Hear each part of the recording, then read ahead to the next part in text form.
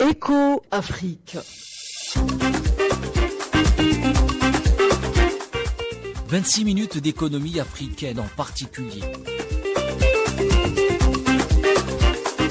Un rendez-vous hebdomadaire pour déchiffrer et analyser l'actualité économique africaine.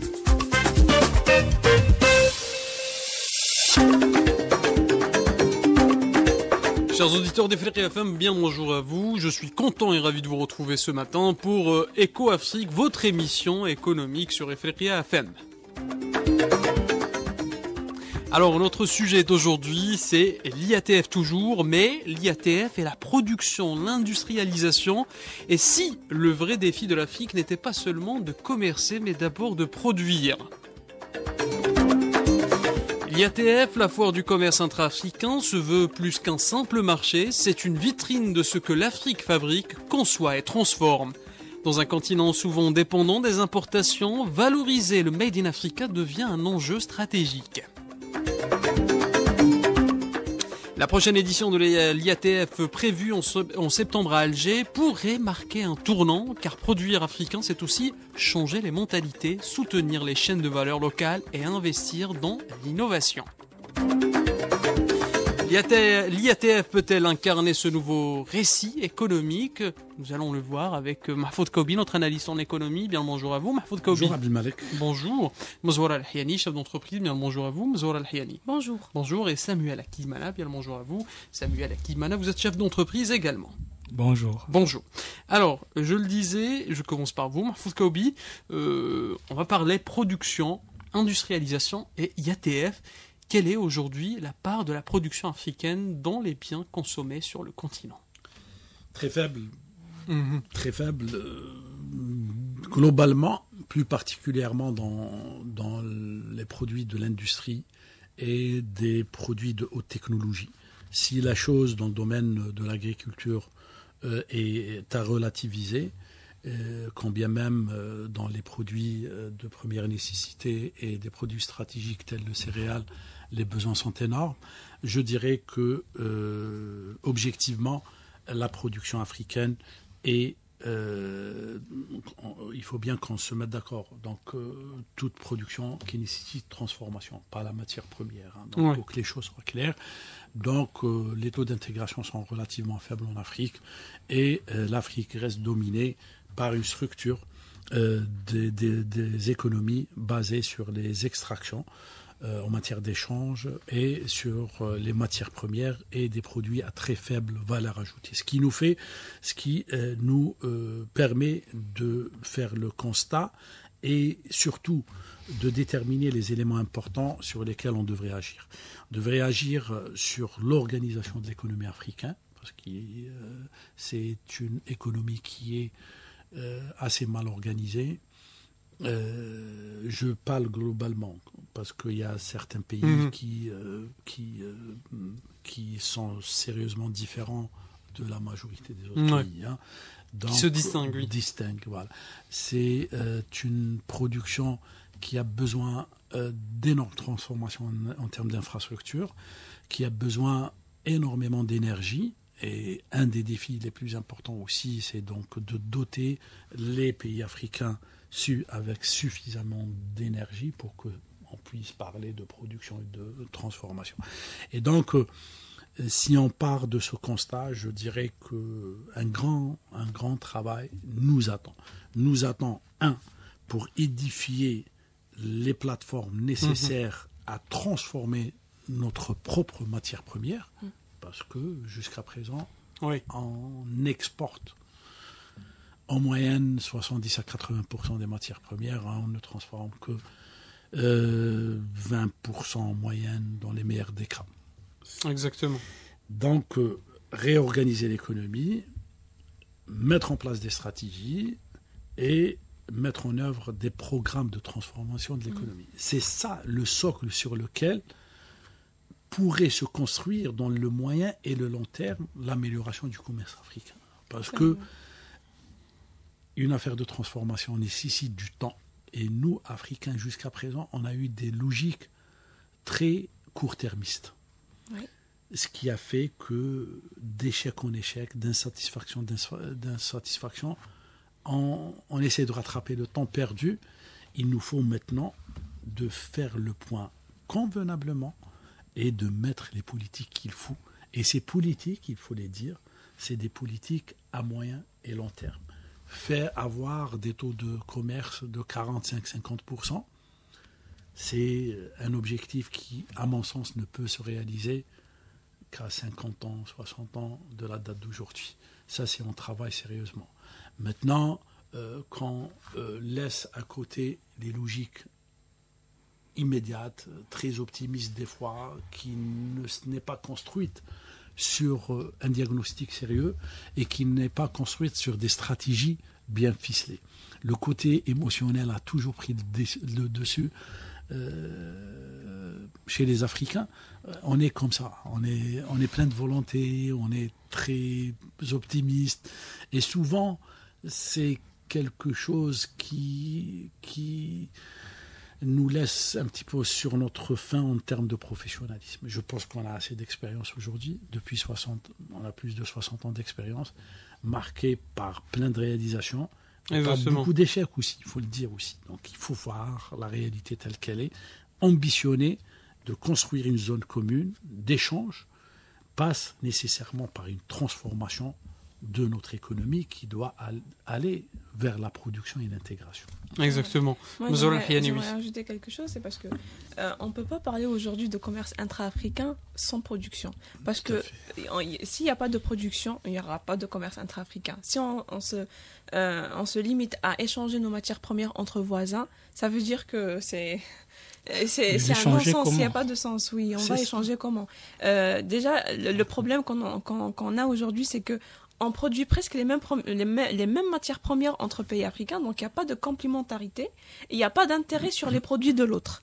Tant qu'on a presque les mêmes matières premières, donc j'ai aucun intérêt à échanger entre un pays A et un pays B. On a les mêmes choses, donc s'il n'y a pas cette production, si par exemple le coton, il n'est pas transformé dans de la Côte d'Ivoire par exemple, il n'est pas transformé en Bénin ou bien en tissu stylé en Nigeria, ça ne sert à rien, il n'y a pas d'intérêt, donc il n'y a pas ces échanges intra-africains. Et aujourd'hui, quand on parle de production manufacturière en Afrique, elle est à 2% seulement. Et ça, c'est... Embryonnaire, c'est presque inexistant. C'est presque inexistant. Le constat amer, donc qu'il faut dire, non pas pour amplifier les choses, mais surtout pour dire que le passage à l'intensification du commerce passe par le changement, la transformation de la structure des économies africaines. Oui, tout à fait. Et justement, peut-être l'IATF peut-elle changer la perception du Made in Africa ? Peut-être elle peut inculquer cette culture de produire africain et non seulement importer. Oui, déjà sur le plan de la réflexion, ça permet justement de faire la lumière sur les échecs, mais aussi de capitaliser sur les expériences positives. Et justement, Mzouala le citait, c'est qu'il y ait une coordination, c'est qu'il y ait une stratégie commune. Parce que aller chacun de son côté réduit les chances d'intégration sur le moyen et long terme. Et quand on sait qu'il y a un problème de moyens qui se pose sérieusement en Afrique, parce que c'est vrai qu'il y a une abondance des matières premières, mais les financements se font rares. Les pays africains sont dans la quasi-majorité endettés. Plus de 33 pays africains ont des sérieux problèmes de remboursement de leurs dettes, problèmes de déséquilibre des financements intérieurs. Et donc tout cela nécessite à ce qu'il y ait un benchmarking, à ce qu'il y ait un travail commun, à ce qu'il y ait une vision commune. Mais cela, encore une fois, reste lié à une réelle stabilité dans les pays africains et à une réelle volonté de travailler en commun. Parce qu'il ne suffit pas d'avoir des principes qu'on lance comme ça, mais il faut que le travail soit fait en commun. Je pense que les structures organisationnelles existent sur le plan africain, mais même les organismes de financement, même les banques, les établissements de financement, ça existe, mais on a besoin d'une maturité, d'une vision commune. Donc, les foires permettraient de compléter à ce que cet effort ne vienne pas uniquement des politiques. Oui. Quand bien même le rôle des politiques est important, et quand bien même que c'est que sur ce niveau qu'il y a plein de problèmes en Afrique. Donc, c'est le manque de vision stable à moyen et à long terme. Mais quand il y a une volonté, les choses se construisent par le bas, se construisent par les entreprises, que les gens se connaissent, que les entreprises se connaissent, qu'il y ait des échanges réels. Ça permet d'accélérer les processus, ça permet aussi d'interpeller les niveaux institutionnels qui souvent sont en train d'évoluer dans un monde qui n'est pas nécessairement le monde de la réalité, le monde de l'économie, le monde des marchés, le monde de la liberté. Exactement. Samuel Akizimana, en quoi une foire commerciale peut-elle peut-être devenir un levier industriel ? C'est une très bonne question. Mais moi, j'ai dirais par là, c'est-à-dire que c'est juste pour montrer déjà qu'il y a la possibilité, il y a les moyens, il y a les réussites africaines. Et c'est ça qui est le plus important, parce qu'en montrant aux autres les réussites africaines, on montre les gens qui ont pu réussir à travers ce continent qui est un peu difficile pour mettre des politiques, parce que, comme ils auraient été en train de le dire, en fait, on ne doit pas être étonné de voir que le volume d'échanges entre pays africains soit si faible. C'est normal, parce que même si on a cette volonté, même si on a cette envie, en dehors des problèmes politiques, etc., mais moi, j'ai des matières premières, tu as des matières premières. Je n'arrive pas à les transformer. Qu'est-ce que je vais faire avec tes matières premières ? Pourquoi je vais prendre tes matières premières ? Parce que moi-même, je ne transforme pas les miens. C'est-à-dire qu'on a toujours tendance à vouloir les amener là où on peut les transformer. C'est-à-dire que pour avoir une contrepartie. Parce que les autres autour de moi ne vont pas les prendre parce qu'eux aussi, ils n'arrivent pas à transformer ce qu'ils ont. Et ils n'ont pas les moyens pour transformer mes matières premières. Donc, ce qui fait que les échanges soient limités. Mais il y a une chose qui m'importe aujourd'hui, c'est... Si je pose cette question à des gens en disant, est-ce que vous savez quel est le volume d'échange ? Quel est le volume d'échange de les importations des produits manufacturés en Afrique ? C'est incroyable. On importe plus de 85% des produits manufacturés. Donc, tous les produits manufacturés, plus de 85%, c'est-à-dire qu'on importe plus. C'est-à-dire que ce qui montre aussi cette volonté en disant, si on regarde déjà, c'est un problème parce qu'on n'a pas ce côté de transformation. En revenant sur l'IATF, c'est aussi pour montrer en quelque sorte en disant si on arrive à transformer, parce que la plupart des sociétés présentes, des exposants présents, c'est des sociétés de transformation qui seront là plus. Donc on va voir qu'il y a des gens qui ont réussi à transformer, c'est-à-dire qu'il y a cette possibilité que nous arrivons à transformer les Made in Africa et de les valoriser, ce qui va encore booster ces volumes d'échanges entre pays africains. Mais la question reste à travers ça en disant tant qu'on ne changera pas notre perception et notre volonté et la vision des différents politiques, on ne peut pas arriver à cet objectif voulu, à cette volonté voulue. Parce que s'il y a une vision claire établie à travers les ressources qu'on a et qu'on arrive à les valoriser, je pense qu'on peut atteindre cet objectif. Parce que si les pays se disent qu'ils peuvent développer les secteurs de transformation de certains produits, comme ils auraient été en train de dire, par exemple, un pays qui est basé sur la production du thé ou du café, ça serait bien qu'il n'exporte pas seulement le produit brut. Il peut avoir aussi la transformation et essayer d'exporter son produit fini. Ça serait intéressant. Tout le monde serait intéressé par ça. Donc, le côté qui est à se poser, c'est-à-dire que, oui, il y a cette volonté, mais la volonté ne suffit pas. Il faut qu'on passe à l'acte. Ouais. Et ça revient sur cette phrase que M. Kaobi aime dire toujours, les logiques par le bas. C'est-à-dire que les gouvernements, etc., et tous, ils doivent s'asseoir et regarder quel est notre objectif, quelle est la volonté voulue par les pays, sans vouloir critiquer. Des fois, on se pose la question en disant, il faut poser la question à des personnes habitant dans différents pays en disant, quel est l'objectif de votre pays côté économique pour 5 ans ou 2 ans, ils savent même pas où le gouvernement est en train de les amener. Ils savent même pas la volonté du gouvernement. Ils savent même pas. C'est-à-dire que on va dans ils n'ont pas de vision. Il n'y a pas de vision. Et la population, ils savent même pas la vision où ils doivent adhérer. C'est-à-dire qu'on devons aller dans des logiques plus claires en disant nous voulons être un pays qui soit fort dans ce domaine, etc.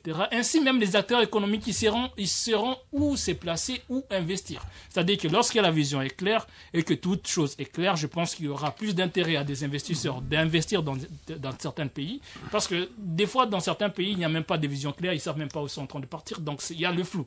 Ce qui tue l'Afrique, c'est le flou. On est dans le flou et on veut vivre une meilleure vie sans vouloir se dépenser, sans vouloir investir. C'est-à-dire qu'on a des matières premières, ça nous suffit, il suffit de les exporter en Europe, etc. On a une contrepartie, mais on est dans la perte parce que les produits qu'on va importer coûtent plus cher que les matières premières qu'on a vendues, parce qu'on achète encore plus cher ce qu'on a vendu, d'où ça revient encore sur des dettes, etc. On vit dans le monde des dettes. Et on va encore se retrouver au niveau de la FMI, au niveau de la Banque mondiale, on va s'endetter, etc. On s'endette encore une fois pour des mécanismes, etc. Et on n'arrive même pas à utiliser cette dette qu'on a prise dans le bon sens, on arrive encore à s'endetter. C'est-à-dire que aller dans des logiques. Non, c'est vrai. C'est un constat très triste. Un constat très triste. Et c'est malheureusement, c'est la réalité. Peut-être la question aujourd'hui, c'est comment faire, Mahfoud Koubi, pour régler ce problème une fois pour toutes, pour que l'Afrique ne subisse plus ce poids de la dette, encore une fois, c'est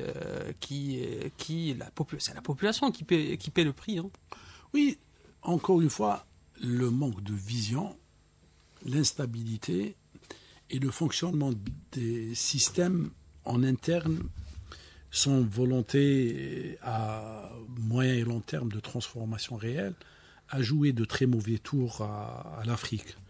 Samuel le décrivait d'une manière très judicieuse. Très réaliste, oui. Donc c'est l'histoire de la poule et de l'œuf, ce qui nous renvoie au court terme et au long terme. Et donc la conception, il y a des questions fondamentales sur lesquelles les Africains devraient réfléchir. Qu'est-ce que la richesse ? Oui. Grande question philosophique importante à se poser. Qui doit détenir la richesse ? Comment créer la richesse ? Comment répartir la richesse ? C'est des éléments très très importants, fondamentaux, que malheureusement les Africains n'ont pas eu le temps de poser. Parce que jadis pays occupé par une colonisation qui a empêché donc ce genre de débat et qui a aussi mis ces pays dans une situation économique, une situation de pauvreté qui a exclu les débats fondamentaux relatifs à la construction d'une vraie société, une société moderne qui peut mobiliser ces différentes ressources et qui peut mettre les jalons d'une organisation de transformation réelle. Exactement. Et les expériences sont là. Aucun pays, aucun groupe de pays n'a pu accéder à la richesse, à la transformation de son économie sans qu'il y ait une mobilisation réelle de tous les acteurs, aussi bien institutionnels, politiques, économiques, etc. Et cette mauvaise organisation, ce cafouillage résulte de quoi entre élites politiques qui ne conçoit dans une grande partie la richesse que pour un groupe limité, que pour des personnes qui sont au pouvoir et pour les relais au niveau de la société civile, fait perdre à l'Afrique plein d'opportunités. Oui. C'est ce que plein de philosophes, plein d'économistes décrivent comme définition du sous-développement. Qu'est-ce que le sous-développement si ce n'est une incapacité de mobiliser toutes ces richesses? Et le paradoxe africain, il se pose dans ce domaine. C'est que c'est le continent le plus riche, c'est le continent le plus jeune, c'est le continent qui a besoin de plus de travail et de construction, donc qui offre le maximum d'opportunités. C'est le continent qui a le plus de réserves dans les domaines de matières premières, mais de l'autre côté, c'est le continent qui vient en dernier par rapport aux différents classements de développement économique et social. Ouais. Donc, la question, elle est fondamentalement politique et philosophique. Ouais. Qu'est-ce que la richesse ? Comment s'organiser ? Maintenant, il y a une deuxième question qui est importante. Comment organiser le processus de transformation ?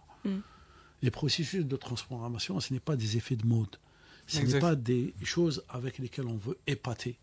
Ce n'est pas des plans destinés à la consommation des populations. Non, c'est des stratégies de transformation qui sont savamment pensées. La stratégie, définir une stratégie, actuellement, c'est les stratégies de transformation qui sont importantes pour produire un nouveau monde basé sur la mobilisation des ressources, la création de la valeur ajoutée. Et l'Afrique a failli sur principalement dans ça. D'énormes projets ont été lancés. Plein de politiques ont été balancés. On a été tous bercés dans un environnement très volontariste qui aspirait à changer. Mais le manque de maturité des institutions. Les Africains, pour leur totalité, je dirais, ont été des pays colonisés.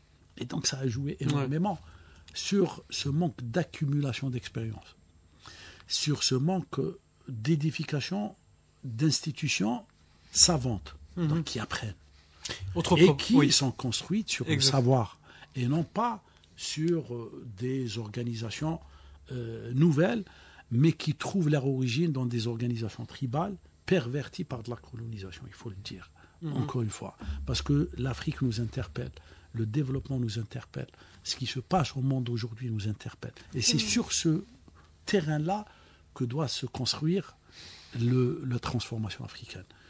Les foires, c'est important. Les manifestations sont importantes. Les financements sont importants. Mais tout cela doit être assis sur un socle. Un socle qui fait à ce que Samuel, à ce que Zola, à ce que Abdi Malek, à ce que Mahfoud Kaoubi ont un objectif sociétal commun, à ce qu'on tire tous dans le même sens. Et pour cela, on doit avoir une unanimité, je dirais, en termes de conception. C'est quoi la richesse? C'est quoi la solidarité? Comment aller vers ça? Et après, les questions techniques, je dirais, ne pourraient que prendre le relais. Et là, on a mis la charrue devant les bœufs, on a été techniciste sans poser les questions fondamentales qu'on a reléguées au deuxième plan. Et au jour d'aujourd'hui, c'est le cafouillage. On ne sait pas à quel sein se vouer. Et Samuel le disait, c'est quoi? C'est produire ou acheter? Dans la mesure où acheter immédiatement fait à ce que le produit proposé par les Européens, il est beaucoup moins cher. Commercer ou produire, telle est la question. Quelle est la préférence? Et l'investissement, la définition de l'investissement aussi bien comptable que financière, c'est de différer sa consommation, différer son plaisir. Est-ce que les Africains sont disposés à différer leur plaisir pour plus tard, ou est-ce qu'ils doivent réfléchir, s'occuper de l'immédiat? C'est une question difficile à résoudre, mais si on ne la résout pas, on peut parler d'objectifs, on peut parler de télégraphe, on peut parler d'intensification, on peut parler de chiffres, mais en fin du compte, on aura plein de déceptions, parce que tout simplement, le socle important, l'exemple des pays du Pacifique, de l'Asie du Pacifique, nous donne un exemple édifiant. C'est incroyable ce que ces pays ont construit leur développement sur le travail,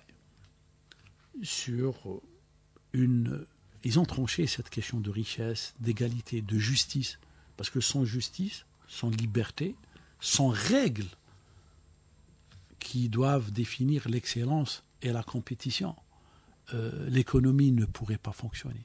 Et une économie créatrice de richesse, elle a besoin de moteurs, elle a besoin de règles, elle a besoin d'un terrain sur lequel doit se jouer, un terrain qui est déterminé par des règles qui sont applicables à tous. Je dis bien à tous de la même manière.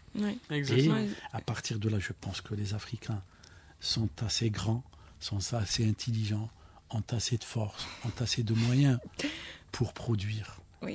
Et surtout, il faut poser les vraies questions, celle de la liberté, celle de l'égalité, celle de la complémentarité et celle de la stabilité.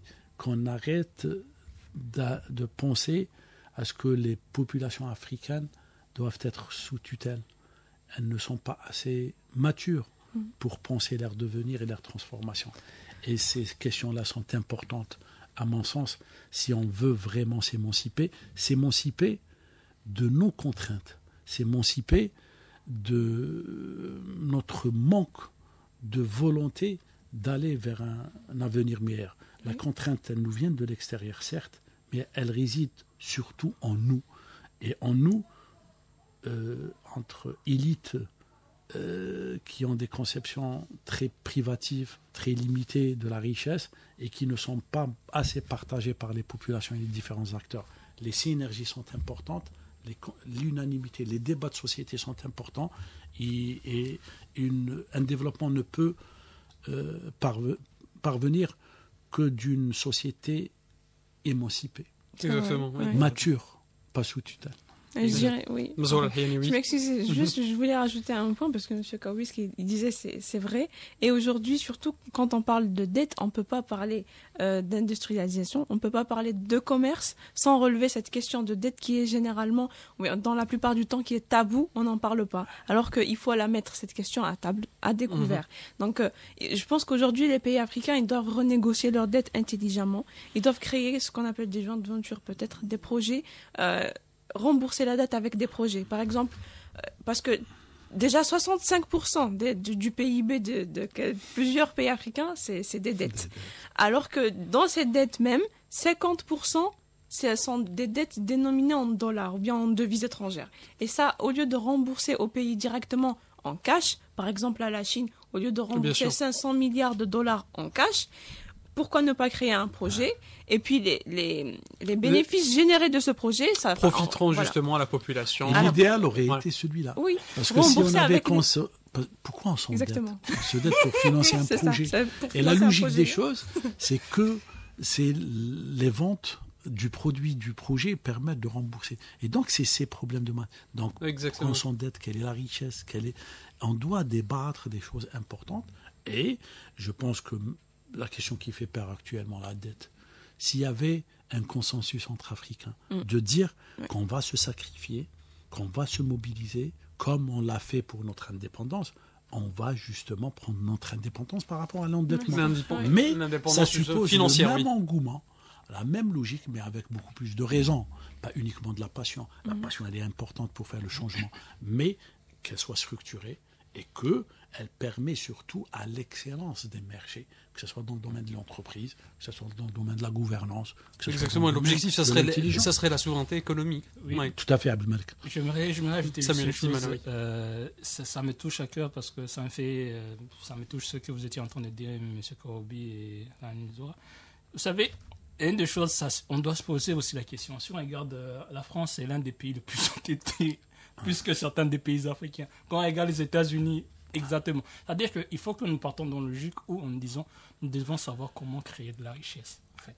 On ne doit pas être des pays dépendants des aides. En plus, je me dis que c'est le meilleur moment où on doit s'y réveiller le plus parce que si on regarde l'aide internationale actuellement, on sait déjà comment elle commence à diminuer parce que il y a des choses qui ont changé. C'est-à-dire que ça a commencé avec les États-Unis. Ça commence avec les États-Unis. On sait que les États-Unis, c'est l'un des plus grands pourvoyeurs de l'aide, soi-disant aide au développement en Afrique, etc. Donc, il est temps qu'on puisse se réveiller en disant qu'il faut créer de la richesse. Comment créer de la richesse avec ce qu'on a? C'est ça la logique où les pays doivent s'asseoir et imaginer en disant qu'est-ce qu'on a comme ressources? Comment on peut créer de la richesse avec ça? Et comment on peut vivre avec ce qu'on a? Nous devons passer dans ces différentes logiques. C'est pas toujours à travers demander des aides, des financements, enfin des FMI avec des conditions un peu compliquées à agir, etc., à rembourser, etc. Donc, c'est ça que les différents pays doivent se poser. Parce qu'en regardant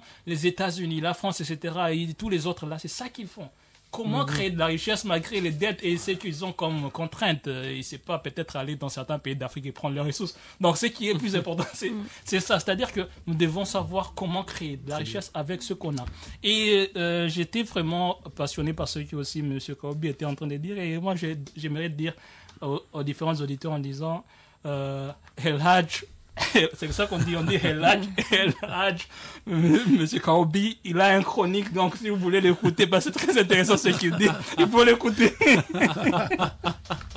Voilà. Ça va me donner plus d'inspiration, Samuel. Merci beaucoup. Voilà, merci à Samuel Akijmana, chef d'entreprise, M. Al-Hiani, chef d'entreprise également, et notre analyste en économie, Mahfoud Kaoubi. Merci à Chourouk, la réalisatrice, et Kerim et Adel, le réalisateur, enfin pas le réalisateur, mais le technicien à la console. Voilà, merci.